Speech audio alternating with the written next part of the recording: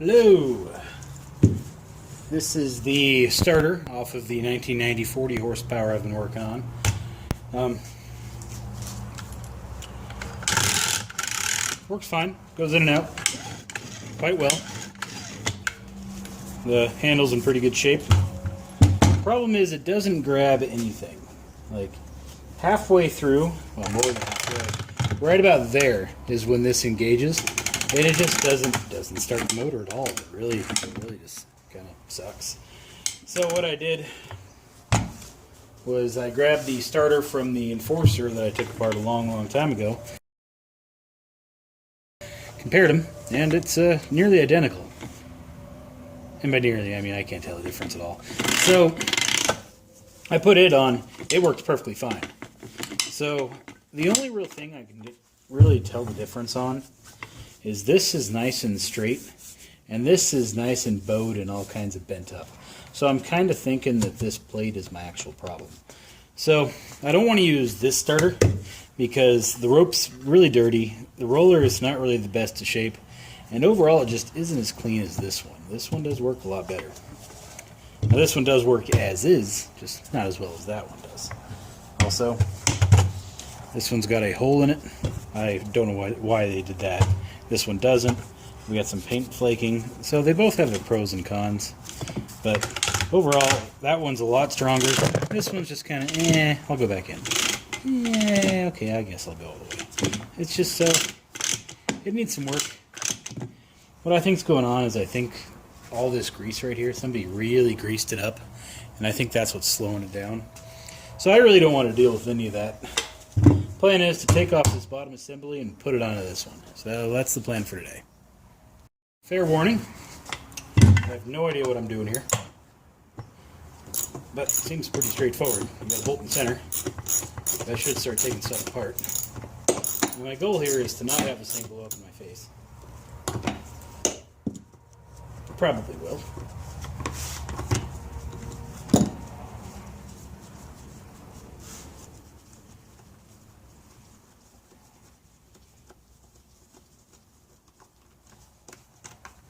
Alright, so center screw is out. This thing is pretty well hidden in there. Well, it doesn't really look like there's much to it. All I did was, I guess I can practice putting it back together. Yeah, just make sure I know how.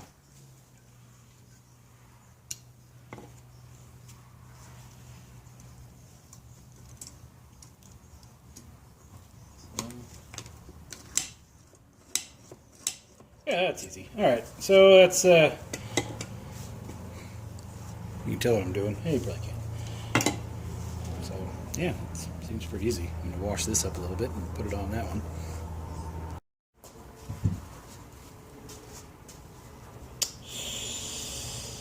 So,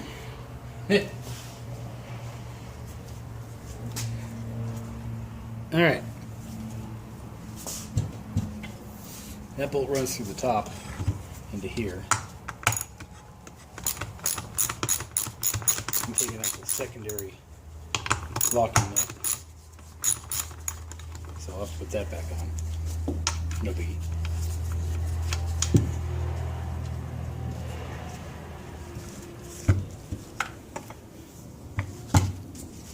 So the part numbers on the plate are identical, so I don't expect any problems here.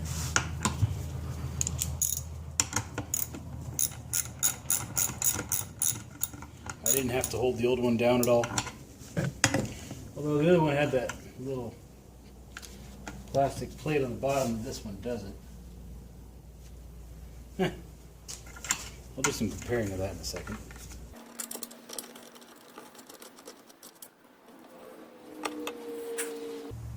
See it? It's pretty bent.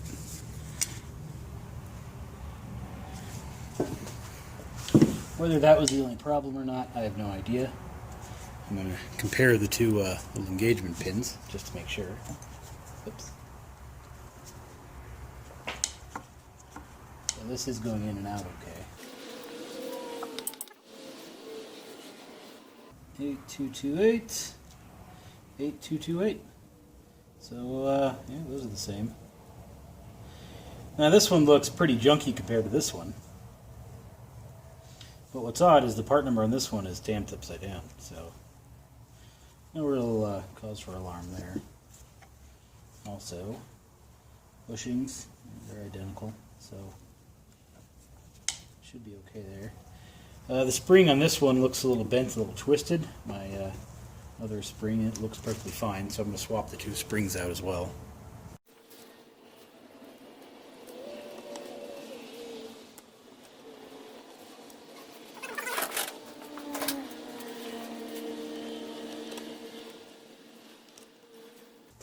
What I should do is make this sure this is nice and flat. Yeah, it's fine. So there, really, that kind of looks like the only problem was that bent plate. So I don't know why it wouldn't grab. Perhaps this is dropping down more than it's supposed to or something. I got no idea. It'll be either way.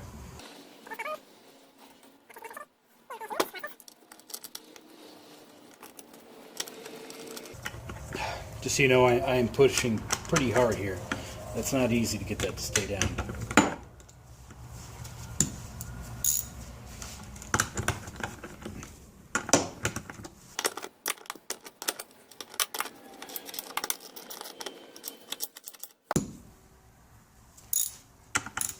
Go just a little.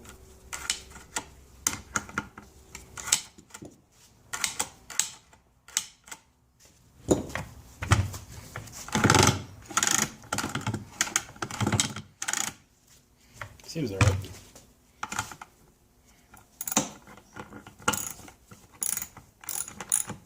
See what happens when it's tight. Well, still goes out and still grabs.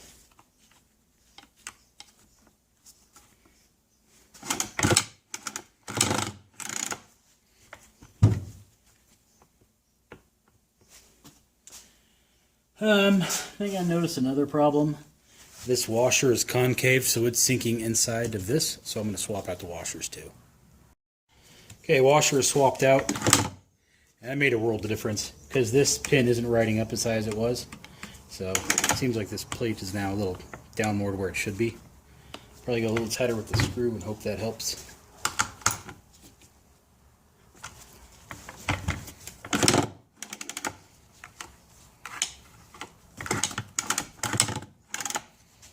Seems okay so far. Put the top nut back on.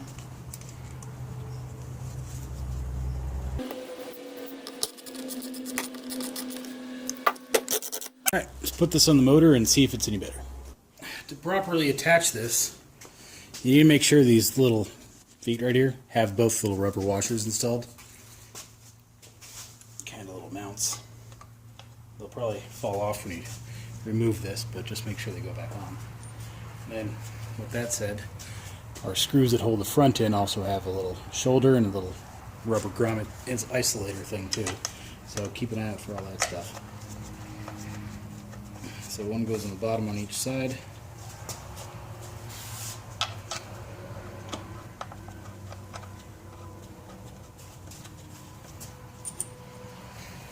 And we got long screws that go in through the top.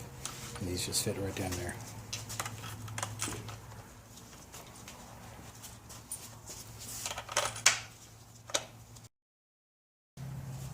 We have one more special little item, which is our lifting hook. It goes on the back right there. Now, looks like somebody might have rigged this up some point in time, but it fits and works, so we're going to roll with it. So I'm going to need a wrench, tighten all these down.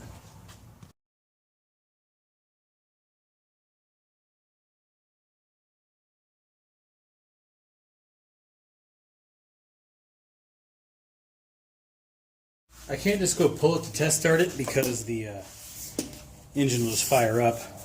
I disconnected the tiller handle stop when I installed the remote harness, So there's no more stop. If I pull it, the engine fires up and I got no way to stop it. So I have my rigged up key switch to this harness, and that'll keep the engine off. Now we can test pull it, I guess.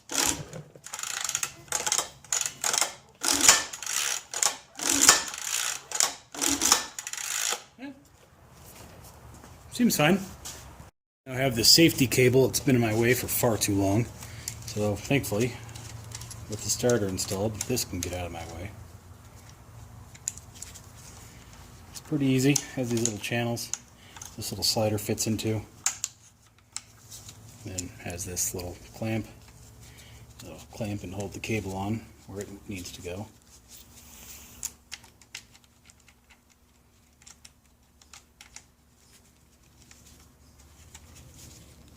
Takes a little bit of bending and finagling. So we're in neutral now. So I suppose right about there is about perfect. Get a wrench, tighten this.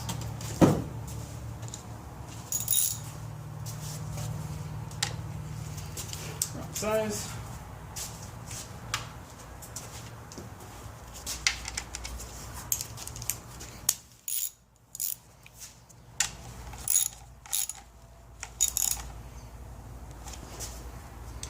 So, still makes the annoying ratchet sound.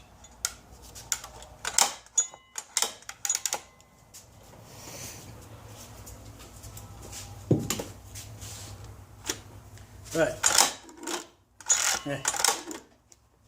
that's funny.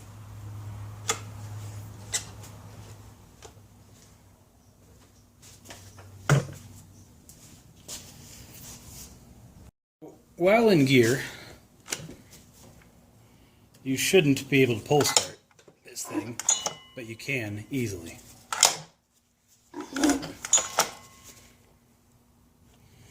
So we got some adjusting to do and some part fixing to do.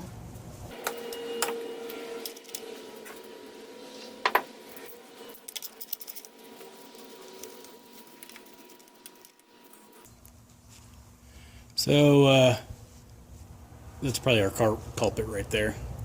Off our donor starter, yeah, it's not really much better. It's got some life to it, but yeah, not any better. But I'll install it anyway. We'll see how this whole thing plays out. Now there's a little spring foot right here. It goes backwards. So while I put it on, I was holding a little spring out. So let's guide it out a little bit more just to make sure we're okay. What's supposed to happen when it's in neutral, this thing is out, freeing up.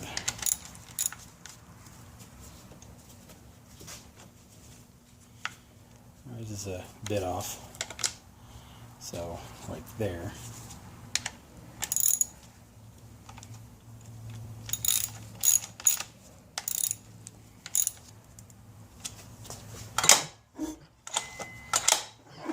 So we don't have the annoying ratchet now. So that's probably how it should go. Now when in gear, that then goes back in and should prevent me from spinning this. These little teeth should align with the little teeth. I don't know if you can see it. Let me see if I can get you an angle. So this little jaw should grab the little jaws of that and prevent us from turning this at all. But that's obviously not happening. It's pretty worn down. So I ask myself,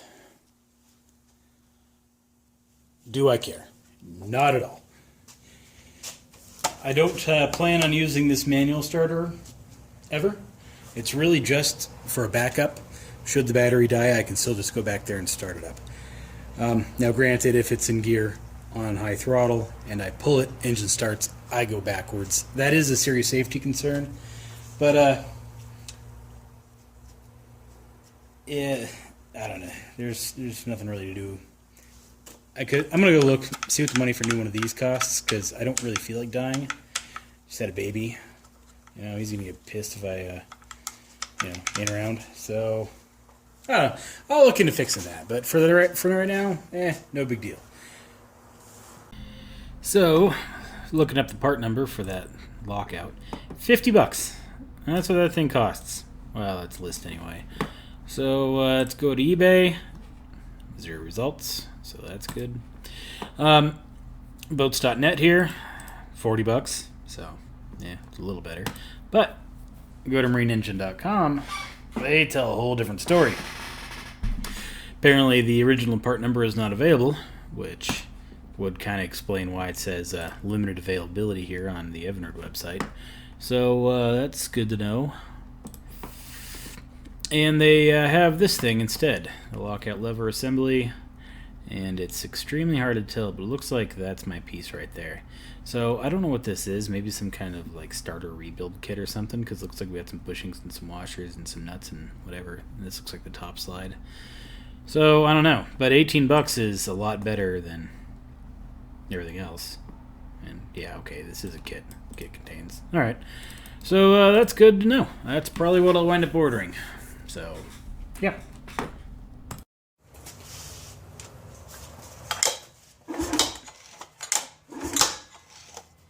Well, starter's working, so I'm happy with it. Yeah, not much of a video, I agree. But if you're trying to see how yours goes back together, or just trying to fix it or something, at least this will kind of give you a starting point on what to do. Now, I could have read the manual and read actual torque settings on the screw and any adjustments needed, but yeah, who needs to do all that? So yeah, that's now installed. Nice little backup. Well, everybody, keep an eye out for the next one. Don't know what I'm doing yet, but we'll figure it out.